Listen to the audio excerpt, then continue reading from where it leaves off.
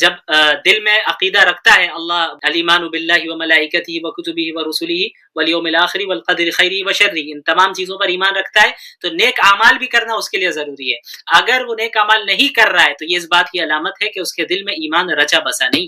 ایسا ہو نہیں سکتا کہ کسی کے دل میں ایمان راسخ ہو جائے، اس کے دل میں ایمان رچ بس جائے اور وہ ظاہری اعمال نہ کرے۔ ہمارے یہاں بڑا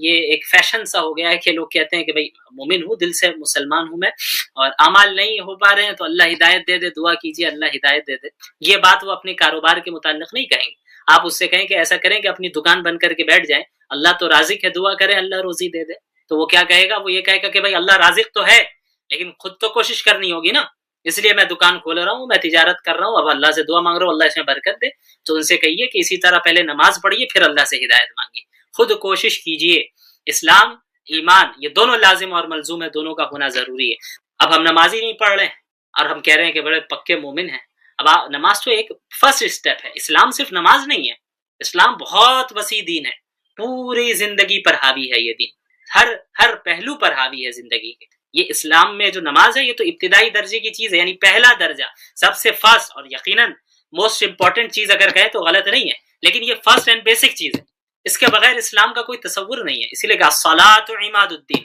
نماز جو ہے دین کا ستون ہے، اس کا پلر ہے۔ آپ پلر کو ہٹا دیں عمارت گر جائے گی، نماز کو ہٹا دیں آپ کا دین ختم ہو جائے، کوئی فائدہ نہیں ہے وہ صرف اچھی بولیاں میٹھی میٹھی باتیں کر لینے سے، اصل تو دل صاف ہونا چاہیے، اچھی باتیں کر لیں، غیر محرم سے بات کر رہے ہیں کیا حرج ہے، میری نیت تو صاف ہے ماشاءاللہ۔ تو بے نمازی کے متعلق یہ یاد رکھیں کہ فقہا کے درمیان اختلاف ہے کہ وہ مومن ہے یا کافر ہے۔ فقہائے حنابلہ امام احمد بن حنبل رحمۃ اللہ علیہ کے نزدیک وہ شخص جو جان بوجھ کر نماز چھوڑتا ہے وہ کافر ہے، اسے نہ ہی غسل دیا جائے گا، نہ ہی اس پر اس کی نماز جنازہ پڑھی جائے گی، اور نہ ہی اسے مسلمانوں کے قبرستان میں دفنایا جائے گا۔ ان کی دلیل کیا ہے؟ آپ صلی اللہ علیہ وسلم نے فرمایا من ترک الصلاۃ متعمدا فقد کفر، کہ جس نے جان بوجھ کر نماز ترک کی اس نے کفر کیا۔ تو امام احمد کہتے ہیں کہ جب اس نے کفر کیا لہٰذا وہ کافر ہو گیا، اور جب وہ کافر ہو گیا تو اس کی نماز جنازہ نہیں پڑھی جائے گی، وہ کافر ہو گیا تو اس کی تجہیز و تکفین نہیں کی جائے گی، وہ کافر ہو گیا تو اسے مسلمانوں کے ساتھ دفنایا نہیں جائے گا، وہ مومن نہیں ہے، اس کو کافر کی طرح ٹریٹ کیا جائے گا۔ امام احمد بن حنبل اور فقہائے حنابلہ کی دلیل ہے، اور اس کے برخلاف جمہور فقہائے کرام جن میں فقہائے حنفیہ بھی ہیں، ان کی یہ رائے نہیں ہے، ان کی رائے یہ ہے کہ من ترک الصلاۃ متعمدا فقد کفر، جس شخص نے جان بوجھ کر نماز ترک کی اس نے کفر کیا۔ اس کا مطلب یہ ہے کہ کفر والا، کافروں والی حرکت کی، اس نے کافر نہیں ہوگا، کفر کیا۔ تو راجح قول یہی ہے، صحیح بات یہی ہے کہ اگر ذرہ برابر بھی دل میں ایمان ہے تو وہ انشاءاللہ کافر تو نہیں ہوگا، البتہ زبردست دھلائی ہوگی۔ یہ میں نہیں کہہ رہا، یہ احادیث آپ جب پڑھیں گے اس سے آپ کو اندازہ ہوگا کہ بے نمازیوں کے لیے کیا وعید ہے اللہ تعالیٰ نے سنائی۔ بہرحال اللہ اپنے فضل سے معاف کر دے، کسی کو تو کر دے، اصول تو اللہ نے یہ بیان کیا ہے کہ جو اعمال کرے گا وہ جائے گا، اور جو اعمال نہیں کرے گا اس کو سزا کاٹنا ہے۔ اگر مومن ہے تو سزا کاٹ کے ایک لمبی مدت تک کبھی نہ کبھی نکالا جائے گا، وہاں کا ایک دن 1000 سال کے برابر ہے، اب آپ اندازہ لگائیں، یا ایک سیکنڈ کوئی انگلی آگ میں رکھ نہیں سکتا۔ ہم بڑی جرات اور سے کہہ دیتے ہیں کہ بھئی ٹھیک ہے دیکھ لیا جائے گا۔ بہرحال البتہ اگرچہ یہ رائے ہی صحیح ہے کہ وہ کافر نہیں ہے لیکن کفر والا عمل کر رہا ہے، وہ امام لالکائی رحمۃ اللہ علیہ نے فرمایا کہ ایک بے نمازی کی ذلت اور اس کی عار اور اس کی رسوائی کے لیے صرف یہی بات کافی ہے کہ فقہائے کرام کے درمیان اس کے سلسلے میں اختلاف ہے کہ بھئی وہ مسلمان ہے بھی یا کافر، صرف ذلت کے لیے یہی بات کافی ہے۔ اب کافر ہو نہ ہو یہ تو بات کی بات ہے، فقہا آپ کے مسئلے میں اختلاف کر رہے ہیں، بعض کہہ رہے کافر ہے، بعض کہہ رہے مومن ہے، اس سے بڑی ذلت کی بات اور کیا ہو سکتی ہے؟ تو نماز چھوڑنے کا کوئی تصور اسلام میں نہیں ہے، اور صحابہ میں تو کبھی تھا نہیں۔ منافقین بھی جو تھے اس دور میں 5 وقت کی نماز رسول اللہ کے ساتھ پڑھا کرتے تھے مسجد نبوی میں، تاکہ کسی کو پتہ نہ چل جائے کہ وہ منافق ہے۔ تو اسلام اور ایمان دونوں لازم و ملزوم ہیں، یعنی ایک دوسرے سے جڑے ہوئے ہیں۔ ایک مومن، سچا مسلم وہی ہے جس کے اندر ایمان بھی ہو اور اسلام بھی ہو، یعنی ظاہری اعمال بھی وہ کرتا ہو اور اس کے علاوہ دل میں ایمان رچا بسا بھی ہو۔ اسی لیے الاسلام کے متعلق اللہ کے نبی صلی اللہ علیہ وسلم فرمایا کہ اسلام یہ ہے سب سے بنیادی چیز، گواہی دینا، ان تشہد ان لا الہ الا اللہ وان محمد رسول اللہ وتقیم الصلاۃ، سب سے پہلی چیز کہ تم اس بات کی گواہی دو کہ اللہ کے سوا کوئی خدا نہیں ہے اور محمد اللہ کے رسول ہیں۔ یہ سب سے بنیادی چیز ہے کہ جب ایک بندہ اس چیز کو تسلیم کرتا ہے اور اس کی گواہی دیتا ہے تو وہ بندہ کیا ہے، وہ اب اسلام میں داخل ہو جاتا ہے۔ سب سے پہلی اور بنیادی چیز لا الہ الا اللہ، کوئی خدا نہیں ہے سوائے اللہ کے، اللہ کو تنہا ماننا، اللہ کے ساتھ کسی کو شریک نہیں کہنا، اور محمد صلی اللہ علیہ وسلم کو اللہ کا سچا رسول مانگنا۔ اس وقت پوری دنیا میں مسلمان مختلف قسم کے چیلنجز سے دوچار ہیں۔ پوری دنیا میں مختلف اقوام مل کر مسلمانوں کو ذلیل اور رسوا کرنے پر تلی ہوئی ہیں۔ مسلمانوں کے خون کو پانی سے زیادہ سستا بنا دیا گیا ہے، اور مسلمانوں کو ہر میدان میں پیچھے رکھنے کی کوشش جو صدیوں سے چلی آ رہی تھی، اس میں بہت حد تک اقوام عالم کامیاب نظر آ رہی ہیں۔ ان جیسے حالات میں بہت سے سادہ لوگ مسلمان ایسے ہیں جو یہ سمجھتے ہیں کہ ہم چونکہ دین اسلام پر عمل کر رہے ہیں تو آخر ہمارے اوپر اس طرح کی آزمائش کیوں آ رہی ہے؟ ہم اللہ کے نبی محمد الرسول اللہ صلی اللہ علیہ وسلم کے ماننے والے ہیں، ہم تو توحید کے قائل ہیں، ہم تو قرآن کریم کو اللہ کا کلام تسلیم کرنے والے ہیں، پھر آخر دنیا میں ہمیں ذلیل و رسوا کیوں کیا جا رہا ہے؟ اور بسا اوقات اس طرح کے شبہات اور اشکالات کے نتیجے میں ایک عام مسلمان کا ایمان متزلزل تک ہو جاتا ہے، اور باقاعدہ اسلام مخالف طاقتوں کی طرف سے اس طرح کے اعتراضات اور اشکالات مسلمانوں کے ذہن میں پیدا کرنے کی کوشش کی جاتی ہے تاکہ مسلمان مایوس ہو جائیں، تاکہ مسلمان دین اسلام سے پیچھے ہٹ جائیں اور باطل طاغوتی نظام کے سامنے اپنے آپ کو سرنڈر کر دیں۔ ہمیں معلوم ہونا چاہیے کہ اس طرح کی آزمائش جس سے اس وقت موجودہ زمانے میں امت مسلمہ دوچار ہیں، ایسا نہیں ہے کہ اس طرح کی آزمائش یہ پہلی مرتبہ امت مسلمہ پر آ رہی ہے، یا یہ کہ اللہ کے ماننے والوں پر پہلی مرتبہ اس طرح کی آزمائش آ رہی ہے، بلکہ آپ اگر قرآن کریم کا مطالعہ کریں گے، اللہ کے نبی محمد رسول اللہ صلی اللہ علیہ وسلم کی احادیث کا مطالعہ کریں گے، تو آپ کو معلوم ہوگا کہ پچھلی قوموں کے اوپر بھی اس طرح کی آزمائشیں آئیں جو اللہ کے ماننے والی قوم تھی، ایسی قوم جو انبیاء کی اطاعت کرنے والی تھی، انہیں بھی مصائب سے، مشکلات سے دوچار کیا گیا، یہاں تک کہ خود انبیاء علیہ السلام مصائب اور مشکلات سے دوچار ہوئے، اور محمد الرسول اللہ صلی اللہ علیہ وسلم جو سید الانبیاء ہیں، افضل الانبیاء ہیں، انہیں سب سے زیادہ اس دنیا میں تکلیف پہنچائی گئی۔ اگر محض ایمان لے آنے کا نتیجہ یہ ہوتا کہ اس دنیا میں بھی مسلمانوں کو کسی طرح کی تکلیف نہ دی جاتی تو اس کے سب سے زیادہ مستحق خود محمد الرسول اللہ صلی اللہ علیہ وعلی آلہ وصحبہ وسلم تھے، لیکن اللہ کے نبی صلی اللہ علیہ وسلم نے کیا فرمایا؟ آپ صلی اللہ علیہ وسلم نے فرمایا اشد الناس بلاء الانبیاء، اس دنیا میں سب سے زیادہ آزمائشیں انبیاء کو آتی ہیں، ثم الامثل فالامثل، پھر دین کے اعتبار سے ان سے قریب تر جو ہوگا اس کے اوپر آزمائشیں آئیں گی۔ تو آزمائشوں کا آنا یہ اس بات کی ہرگز دلیل نہیں ہے کہ ہم حق پر نہیں ہیں، بلکہ آزمائشوں کا آنا ایک اعتبار سے اس بات کی دلیل ہے کہ ہم حق پر ہیں، اور ہم اللہ کے نبی صلی اللہ علیہ وسلم کے ماننے والے ہیں، اور اللہ کے نبی صلی اللہ علیہ وسلم کے طریقے کے مطابق زندگی گزارنا چاہتے ہیں۔ آپ کو معلوم ہونا چاہیے کہ خود اللہ کے نبی صلی اللہ علیہ وسلم کو اپنی زندگی میں کتنی تکلیفوں کا سامنا کرنا پڑا، کس طریقے سے اللہ کے نبی صلی اللہ علیہ وسلم کو قتل کرنے کے منصوبے بنائے گئے، کس طریقے سے آپ صلی اللہ علیہ وسلم کو کعبے کے سامنے عبادت کرنے سے مشرکین مکہ روکا کرتے تھے۔ ایک مرتبہ اللہ کے نبی صلی اللہ علیہ وسلم سجدے کی حالت میں تھے کہ ایک مشرک آیا اور آپ صلی اللہ علیہ وسلم کے اوپر اونٹ کی گندگی کو، اوجڑی کو آپ صلی اللہ علیہ وسلم کے اوپر ڈال دیتا ہے۔ اسی طرح ایک مرتبہ اللہ کے نبی صلی اللہ علیہ وسلم حرم میں موجود تھے، ایک مشرک آگے بڑھتا ہے اور ایک چادر کے ذریعے آپ صلی اللہ علیہ وسلم کے گلے پر پھندا ڈالتا ہے اور اسے کھینچتا ہے، یہاں تک کہ حضرت ابو بکر رضی اللہ عنہ قریب آتے ہیں اور اللہ کے نبی صلی اللہ علیہ وسلم سے اس مشرک کو دور کرتے ہیں۔ اسی طرح اللہ کے نبی صلی اللہ علیہ وسلم کو کس طریقے سے طائف میں لہو لہان کیا گیا، آپ صلی اللہ علیہ وسلم اسی دین کے خاطر گئے تھے۔ اب یہ کون سی شخصیت ہے؟ یہ شخصیت وہ ہے جو اللہ کے نزدیک محبوب ترین شخصیت ہے۔ اللہ چاہتے تو انہیں اتنی آزمائشوں سے نہیں گزارتے، اللہ رب العالمین اس بات پر قادر تھے کہ بغیر کسی تکلیف پہنچے اللہ کے نبی صلی اللہ علیہ وسلم پر پورے جزیرۃ العرب کے تمام لوگ ایمان لے آتے، لیکن اللہ کے نبی صلی اللہ علیہ وسلم کو بھی آزمائشوں سے گزارا گیا۔ کیوں؟ تاکہ قیامت تک کی امت کے لیے وہ ایک نمونہ بن سکے، قیامت تک کی امت کے لیے وہ ایک رول ماڈل بن سکے، امت نصیحت حاصل کر سکے کہ ان مواقع میں اللہ کے نبی صلی اللہ علیہ وسلم کی سنت کیا رہی، ان حالات میں اللہ کے نبی صلی اللہ علیہ وسلم نے کس طرح مشرکین کے ساتھ ڈیل کیا، ان حالات میں اللہ کے نبی صلی اللہ علیہ وسلم نے مسلمانوں کو کس طرح تیار کیا، منظم کیا۔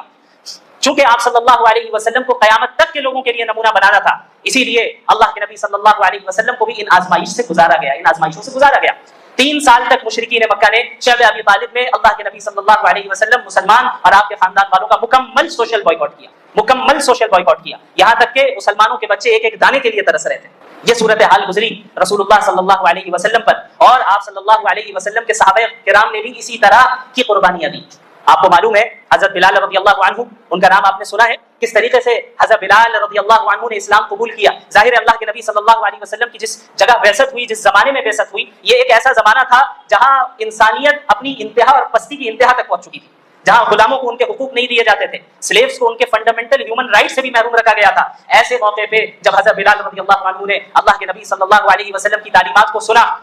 کہ یہ غلام تمہارے بھائی ہیں، انہیں وہی کھلاؤ جو خود کھاتے ہو، انہیں وہی پہناؤ جو خود پہنتے ہو، انہیں اتنا بوجھ نہ دو کہ وہ اسے پورا نہ کر پائے، اور اگر کوئی بھاری کام دینا بھی پڑ جائے تو تم خود ان کا تعاون کرو۔ اللہ کے نبی صلی اللہ علیہ وسلم کی ایسی تعلیمات جن کو سن کر حضرت بلال رضی اللہ عنہ اسلام کی طرف مائل ہوئے اور دل و دماغ میں ایمان راسخ ہو گیا، یہاں تک کہ ان کا جو مالک تھا حضرت بلال رضی اللہ عنہ کو چلچلاتی دھوپ میں تپتی ہوئی ریت کے اوپر رکھتا۔ مکہ المکرمہ کی گرمی سے ہم سب واقف ہیں، جو بھی وہاں گئے ہیں جانتے ہیں کہ کس طرح کی شدید گرمی ہوتی ہے۔ وہاں کی تپتی ہوئی ریت کے اوپر حضرت بلال رضی اللہ عنہ کو رکھا جاتا اور ان کے سینے کے اوپر بھاری پتھر رکھا جاتا اور بار بار یہ کہا جاتا کہ تم محمد کے اتباع سے پیچھے ہٹو، اور وہ کیا کہتے؟ احد احد، صرف ایک اللہ، صرف ایک اللہ۔ آخر کیا چیز تھی جو حضرت بلال رضی اللہ عنہ کے اندر داخل ہو گئی تھی؟ ایک ایسی چیز جو انہیں دنیا کی ہر طرح کی تکلیفوں کو جھیلنے کے لیے تیار کر رہی تھی اور انہیں مضبوطی دے رہی تھی، انہیں طاقت دے رہی تھی۔ حضرت سمیہ رضی اللہ عنہا جو اسلام کی سب سے پہلی شہیدہ ہے، کس طریقے سے، کس بے دردی کے ساتھ اور بے رحمی کے ساتھ انہیں شہید کیا گیا، ان کی شرمگاہ میں نیزہ مارا گیا اور انہیں شہید کر دیا گیا۔ حضرت مصعب بن عمیر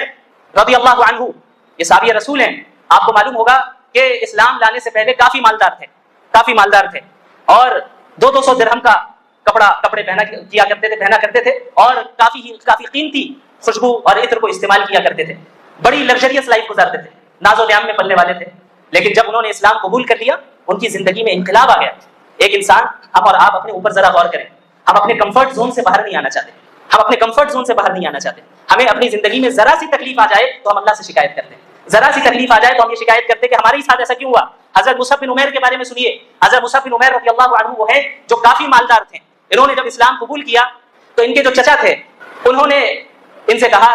کہ تم اگر اپنے باپ کے دین کو چھوڑ رہے ہو تو پھر یہ جو مال تمہیں حاصل ہے یہ بھی تمہارے باپ کا ہی کمایا ہوا مال ہے، لہٰذا تمہیں اسے چھوڑنا ہو۔ انہوں نے یہ بات اس لیے کہی کہ شاید مصعب بن عمیر رضی اللہ عنہ ان کی بات سے اس بات سے ڈر جائیں، چونکہ زندگی پر لگژریس لائف میں رہے اور اب سارے مال و دولت چھیننے کی بات ہو رہی ہے تو شاید وہ محمد رسول اللہ کی اتباع سے پیچھے ہٹ جائیں۔ لیکن ایسا نہیں ہوا۔ حضرت مصعب بن عمیر رضی اللہ عنہ نے سارے مال کو، ساری دولت کو وہیں چھوڑ دیا، یہاں تک کہ ان کے چچا نے کہا کہ جو کپڑے تم پہن کر ہو یہ بھی چھوڑ کر جاؤ۔ حضرت مصعب بن عمیر رضی اللہ عنہ نے ان کپڑوں کو بھی اتار دیا اور بالکل برہنہ ہو کر اپنی ماں کے پاس پہنچتے ہیں۔ ان کی ماں دیکھتی ہے اور وہ رونے لگتی ہے کہ مصعب یہ کیا ہو گیا، یہ کس حال میں تم آئے؟ وہ کہتے ہیں کہ میری ماں، میں موحد ہو گیا ہوں، میں محمدی ہو گیا ہوں، اب مجھے مال و دولت کی کوئی فکر نہیں، اب مجھے اتباع رسول کی فکر ہے، اب مجھے اس دین کی تبلیغ کی فکر ہے، اب مجھے اس دین کو تمام اقوام عالم تک پہنچانے کی فکر ہے، اب مجھے جنت کی فکر ہے، اب مجھے اس عارضی ٹیمپرری لائف کی فکر نہیں ہے جہاں زندگی چند سالہ زندگی ملتی ہے جس کی بھی کوئی گارنٹی نہیں ہوتی۔ آج کل نوجوان بھی بڑی تیزی کے ساتھ اس دنیا سے رخصت ہو رہے ہیں، کب کس کو موت آ جائے یہ نہیں پتا۔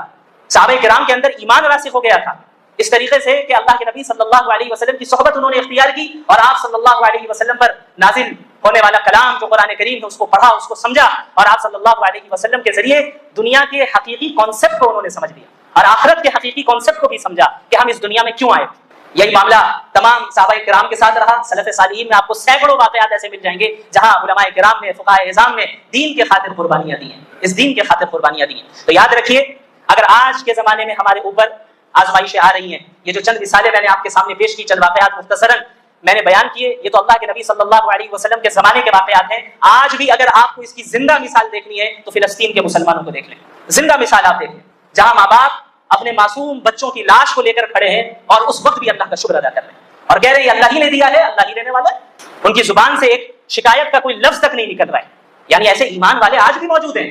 اگر ہم اس طرح نہیں بن پا رہے ہیں تو کمی ہمارے اندر ہے۔ اور یاد رکھیے، جس طرح حالات آزمائش کے طور پر آتے ہیں، برے حالات آتے ہیں، اسی طریقے سے بسا اوقات امت جب محمد رسول اللہ صلی اللہ علیہ وسلم کے نہج سے ہٹ جاتی ہے تب بھی اس طرح کے حالات آتے ہیں۔ اللہ کے نبی صلی اللہ علیہ وسلم نے اس زمانے کے متعلق پہلی پیشن گوئی فرمائی تھی۔ آپ صلی اللہ علیہ وسلم نے فرمایا کہ ایک زمانہ آئے گا کہ جب تمام اقوام اس امت مسلمہ پر اس طرح ٹوٹ پڑیں گی جس طریقے سے کھانے والے کھانے کے پیالے پر ٹوٹ پڑتے ہیں۔ صحابہ کرام کو تعجب ہوا کہ آخر ایسا کیسے ہو سکتا ہے، کیا ہماری تعداد اتنی کم ہوگی؟ اب اس پر غور کریں، صحابہ کرام کے ذہن میں یہ بات آئی کہ کیا ہماری تعداد اتنی کم ہوگی، کیونکہ ہو سکتا ہے ظاہری اسباب کے تحت ہم مغلوب ہو جائیں، دین کو چھوڑ دینے اور دین پر عمل نہ کرنے کا تصور بھی ان کے ذہن میں نہیں تھا. انہوں نے یہ بات کہی کہ یا رسول اللہ کیا ہماری تعداد اتنی کم ہوگی؟ اتنی کم ہوگی؟ آپ صلی اللہ علیہ وسلم نے فرمایا کہ نہیں، تمہاری تعداد بہت ہوگی لیکن تم سیلاب کی جھاگ کے مانند ہوگے. اللہ رب العالمین تمہارے دشمنوں کے دلوں سے تمہارا رعب اور خوف نکال دے گا اور تمہارے دلوں میں وہن ڈال دے گا. صحابہ کرام نے پوچھا یا رسول اللہ یہ وہن کیا ہے؟ آپ صلی اللہ علیہ وسلم نے فرمایا حب الدنیا وکراہیت الموت، دنیا کی محبت اور موت کا ڈر. دنیا کی محبت اور موت کا ڈر. آپ صلی اللہ علیہ وسلم نے ان حالات کی جو وجہ ہوگی وہ بھی بیان کر دی اور علاج کی طرف اشارہ بھی کر دیا. یعنی اگر پستی اور رسوائی اور ذلت مسلمان ان پستی اور ذلت سے دوچار ہو رہے ہیں تو اس کے پیچھے یہ دو وجہ ہوگی کہ ان کے اندر دنیا کی ایسی محبت آ جائے گی کہ وہ دین کے لیے پھر قربانی دینے کے لیے تیار رہیں گے. موت سے ایسا ڈر آ جائے گا، جب بھی دنیا کی محبت آئے گی لازماً اس کا نتیجہ یہ نکلے گا کہ موت سے کراہیت ہوگی. موت سے انسان ڈرے گا. کیوں؟ کیونکہ وہ دنیا ہی کو سب کچھ سمجھنے لگتا ہے.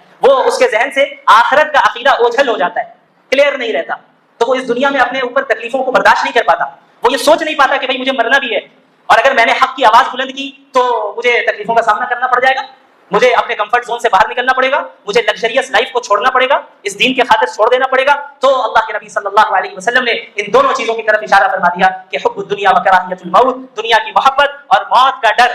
یہ اس امت میں داخل ہو جائیں گی. لہٰذا اسی حدیث سے اس بستی کا حل بھی ملتا ہے اور وہ حل یہی ہے کہ ہم امت مسلمہ مل کر اپنے اندر سے دنیا کی محبت کو ختم کریں اور اللہ کی حقیقی محبت اپنے اندر داخل کریں، آخرت کی حقیقی طلب اپنے اندر داخل کریں اور ہم دنیا کے صحیح کانسیپٹ کو سمجھیں کہ ہم اس دنیا میں آئے ہیں یوں ہی نہیں پیدا کیے گئے بلکہ ایک مشن کے ساتھ آئے، ایک مشن کے ساتھ آئے. ہماری ذمہ داری ہے کہ یہ 50 سالہ 60 سالہ زندگی یا جتنی بھی مل رہی ہے اس کو اللہ کے احکامات کے مطابق گزارے، تبھی قیامت کے دن آخرت میں وہ جنت ملے گی جس کے مطابق رسول اللہ صلی اللہ علیہ وسلم نے فرمایا ما لا عین رأت، جسے کسی آنکھ نے دیکھا تک نہیں، ولا اذن سمعت، جس کی حقیقت کو کسی کان نے سنا تک نہیں، ولا خطر علی قلب بشر. جنت ایسی جگہ ہے کہ جس کے کسی کے امیجنیشن میں بھی نہیں آیا، وہ جنت کسی کے امیجنیشن میں بھی نہیں آئی. ایسی جگہ ہے، ایسی لگژریس لائف آپ کو ملے گی جہاں کبھی کوئی موت نہیں آنے والی، جہاں کبھی کوئی بیماری نہیں، جہاں کوئی فقر و فاقہ نہیں، جہاں کسی طرح کی تکلیف نہیں. لیکن وہ جنت یاد رکھیں اتنی سستی نہیں ہے، اتنی سستی نہیں ہے. احسب الناس ان يتركوا ان يقولوا آمنا وهم لا يفتنون، کیا لوگوں نے یہ سوچ لیا ہے کہ وہ بس یہ کہہ دیں گے کہ ہم ایمان لے آئیں تو ہم انہیں چھوڑ دیں گے، انہیں یوں ہی چھوڑ دیا جائے گا اور انہیں فتنوں میں اور آزمائشوں میں مبتلا نہیں کیا جائے گا، انہیں جانچا نہیں جائے گا کہ کیا ان کا اقرار صحیح ہے یا غلط ہے. صرف محض کلمہ پڑھ دینے سے جنت مل جائے ایسا نہیں ہوگا. اس دنیا میں آزمائشوں کا سامنا کرنا ہوگا، پھر ان آزمائشوں میں جمنا ہوگا، ڈٹنا ہوگا، صراط مستقیم پر قائم رہنا ہوگا. اور اس کے لیے یاد رکھیں اس وقت جو صورتحال پوری امت مسلمہ کی قائم ہے، خصوصاً ہمارے ملک میں، اس بات کا عزم کر لیں کہ ہم اپنے تمام مفادات کو پیچھے رکھیں گے اور اسلام کے اجتماعی مفاد کو ترجیح دیں گے، چاہے وہ مفاد نسلی ہو، چاہے وہ مفاد خاندانی ہو، چاہے وہ مفاد مسلکی ہو، چاہے وہ مفاد جماعتی ہو، کوئی بھی مفاد ہو. سب سے پہلے ترجیح اگر کسی مفاد کو حاصل ہے تو وہ اسلام کے اجتماعی مفاد کو حاصل ہے. لہٰذا سب سے پہلا کام ہمارا یہ ہے کہ ہم بحیثیت امت مسلمہ متحد ہوں، کلمہ توحید پر متحد ہوں، باطل کے خلاف متحد ہوں. ہم یہ نہیں کہتے کہ سارے مسلمان ایک ہی مسلک اختیار کر لیں، سارے مسلمان ایک ہی فرقہ اختیار کر لیں، یہ بظاہر عملی طور پہ مشکل ہے، بلکہ بسا اوقات اس کے نتیجے خراب نکل سکتے ہیں. میری دعوت یہ ہے کہ ہم کلمہ توحید پر تو متفق ہو جائیں، ہم باطل کے خلاف تو متحد ہو جائیں. اگر ہم نے یہ اتحاد کر لیا اور اللہ اور اس کے رسول کی اطاعت کو اور اللہ اور اس کے رسول کی تعلیمات کو اپنی زندگی میں شامل کر لیا تو یاد رکھیے دنیا کی کوئی طاقت آپ کا کچھ نہیں بگاڑ سکتی. یہ اللہ کا وعدہ ہے، وَأَطِيعُوا اللَّهَ وَرَسُولَهُ وَلَا تَنَازَعُوا فَتَفْشَلُوا وَتَذْهَبَ رِيحُكُمْ وَاصْبِرُوا إِنَّ اللَّهَ مَعَ الصَّابِرِينَ. اللہ اور اس کے رسول کی اطاعت کرو، آپس میں تفرقہ نہ ڈالنا، آپسی لڑائیوں میں نہ پڑنا، فرقوں میں نہ بٹ جانا. اگر تم ایسا کرو گے تو تمہاری ہوائیں اکھڑ جائیں گی، تم باطل کے سامنے نہیں ٹک پاؤ گے، باطل تم پر غالب آئے گا، تم اس دنیا میں مغلوب ہوگے. لہذا صبر کرو، اتحاد قائم کرو، اطاعت اپنے اندر لاؤ. اللہ نے وعدہ کر رکھا ہے وَلَا تَهِنُوا وَلَا تَحْزَنُوا وَأَنْتُمُ الْأَعْلَوْنَ إِن كُنتُم مُؤْمِنِينَ. کبھی نہ گھبرانا، کبھی نہ غم کرنا، تم ہی سر بلند رہو گے اگر تم سچے مومن ہو. بشرط یہ کہ سچے مومن ہو. ایمان صرف زبان کا نام نہیں، ایمان چند کلمات یا جمعے کی نماز کا نام نہیں، ایمان صرف رمضان کے روزوں کا نام نہیں، ایمان صرف رمضان میں تراویح پڑھ لینے کا نام نہیں، ایمان صرف ہفتے میں ایک دن مسجد میں آ جانے کا نام نہیں، ایمان صرف قربانی کر لینے کا نام نہیں، ایمان صرف حج اور عمرہ کر لینے کا نام نہیں. ایمان اور اسلام اپنی زندگی کے ہر شعبے میں محمد الرسول اللہ کے تابع ہو جانے کا نام ہے. یہی بات اللہ کے نبی صلی اللہ علیہ وسلم نے بہت ہی مختصر اور جامع الفاظ میں ارشاد فرمائی لا یؤمن احدکم حتی یکون ہواہ تبعا لما جئت بہ. تم میں سے کوئی اس وقت تک مومن ہو نہیں سکتا، تم میں سے کوئی اس وقت تک مومن ہو نہیں سکتا جب تک کہ وہ اپنی خواہشات کو، اپنے ڈیزائرز کو میری لائی ہوئی شریعت کے تابع نہ کر دے. تو یاد رکھیے اگر ہم چاہتے ہیں کہ ہمیں دوبارہ عروج حاصل ہو, ہم اس بستی سے باہر نکلے, پوری دنیا کی قیادت کرے, چونکہ یہ امت قیادت کے لیے ہی بھیجی گئی, یہ امت قیادت اور امامت کے لیے بھیجی گئی, مسجد کی صرف امامت کے لیے نہیں, یا چند مسلک کے نظاموں کی امامت کے لیے نہیں, چند جماعتوں کی امامت کے لیے نہیں, بلکہ دنیا کے ہر شعبے کی امامت کے لیے یہ امت مسلمہ بھیجی گئی. اور صحابہ نے پریکٹیکلی کر کے دکھایا. یہ وہی عرب تھے جن کو قیصر روم اور کسرا یہ کہہ کر چڑھایا کرتے تھے یہ عرب کے بدو ہیں, یہ ہم سے کیا لڑیں گے. یہ وہی صحابہ ہیں جنہوں نے قیصر و کسرا کے تخت کو پلٹ کر رکھ دیا. یہ محمد الرسول اللہ کی تعلیمات کو تھامنے کا نتیجہ ہے, یہ اللہ کی رسی کو مضبوطی سے پکڑنے کا نتیجہ ہے. وہی اللہ آج بھی موجود ہے, وہی قرآن آج بھی موجود ہے, اللہ کے نبی کی وہی سیرت, وہی احادیث, وہی وعدے آج بھی موجود ہیں. لیکن صحابہ کرام جیسے مومنین آج موجود نہیں ہیں, صحابہ کرام کی جیسی صفات اختیار کرنے والے مسلمان آج موجود نہیں ہیں. لہذا قرن اول کی طرف رجوع کرنا ہوگا, اتحاد و اتفاق قائم کرنا ہوگا, اللہ کے نبی کے طریقے پر چلنا ہوگا, اور اپنی شخصی, ذاتی, مسلکی, جماعتی, خاندانی, نسلی ہر مفادات کو پیچھے رکھنا ہوگا, ہر اختلافات کو بالائے طاق رکھنا ہوگا, اور اس وقت اسلام کے اجتماعی مفاد کی طرف توجہ دینی ہوگی. اللہ رب العالمین ہم سب کو ان باتوں پر حقیقی معنی میں عمل کرنے کی توفیق عطا فرمائے. میں یہاں پہ کوئی رسمی تقریر کرنے نہیں آیا ہوں, میرا یہاں پہ آنے کا مقصد صرف یہی ہے کہ امت میں اتحاد قائم ہو. اس طرح کے علماء کرام آپ کو کئی ملیں گے, آپ کو کئی واعظین ملیں گے, کئی مقررین ملیں گے جنہیں آپ ہمیشہ سے سنتے آ رہے ہیں. اسی طرح میں بھی آ گیا, چند باتیں عرض کر دی, آپ سن لیں اور باہر نکل کر پھر اسی طرح میری باتوں کو بھلا دیں جس طریقے سے پچھلے 50-60 سال سے بلاتے آ رہے ہیں, یا 20-25 سال سے بلاتے آ رہے ہیں. تقریر کو محض ایک ہم نے انٹرٹینمنٹ کا اگر ذریعہ بنا لیا ہے تو یاد رکھیے یہ ہمارے لیے بڑے خطرے کی بات ہے. میں یہاں آپ کی تعریف سننے نہیں آیا, آپ سے داد حاصل کرنے نہیں آیا, آپ سے کوئی مال حاصل کرنے نہیں آیا, آپ سے کسی طرح کا کوئی دنیاوی فائدہ حاصل کرنے نہیں آیا. میں اپنی ذمہ داری پوری کرنے کے لیے آیا ہوں کہ اللہ کے اس بات کو, اللہ کے اس پیغام کو آپ تک پہنچاؤں, تاکہ امت مسلمہ ہم سب مل کر متحد ہو کر باطل کا مقابلہ کر سکے, اور اللہ رب العالمین اس دنیا میں دوبارہ ہمیں عروج عطا کرے اور آخرت کی کامیابی سے ہمیں ہمکنار فرمائے.